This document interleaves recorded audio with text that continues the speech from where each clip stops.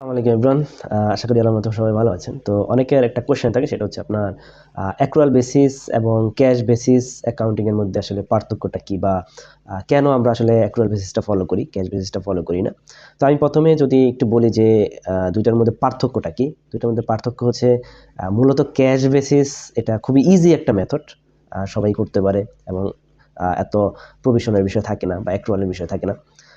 আরেকটা বিষয় হচ্ছে আপনার ক্যাশ বেসিসে আরেকটা গুরুত্বপূর্ণ জিনিস জানা যায়, সেটা হচ্ছে আপনার একটা কোম্পানির লিকুইডিটি পজিশনটা ভালো জানা যায়।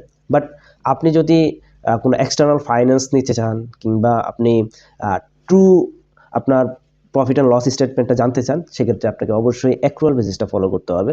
রেভিনিউ জেনারেট হলেই আমরা রেভিনিউটাকে আমরা বুক করি, আর হচ্ছে আপনার এক্সপেন্সের ক্ষেত্রে এক্সপেন্স ইনকার্ড হলেই আমরা এক্সপেন্স হিসেবে আমরা সেটা রাখি অ্যাক্রুয়াল বেসিসে।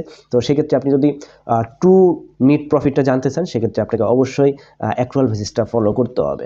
তাহলে আপনার যেটা বুঝলাম যে আপনার ক্যাশ বেসিস খুবই ইজি একটা মেথড, প্লাস হচ্ছে আপনার এটার মাধ্যমে লিকুইডিটি পজিশনটা ভালো জানা যায়। বাট আপনার যদি আপনি true profit and loss statement জানতে চান, তো সেক্ষেত্রে আপনাকে অবশ্যই অ্যাক্রুয়াল বেসিসটা ফলো করতে হবে। এবং এটার ক্ষেত্রে আপনার এক্সটার্নাল ফাইন্যান্সের কথা বলেন বা এক্সটার্নাল যে ইনভেস্টর আপনার যদি প্রতিষ্ঠানের পজিশন জানতে চায়, সেক্ষেত্রে আপনার অবশ্যই আপনাকে অ্যাক্রুয়াল বেসিস ফলো করতে হবে। তো এই হচ্ছে আপনার অ্যাক্রুয়াল বেসিস এবং ক্যাশ বেসিসের মধ্যে আপনার পার্থক্য।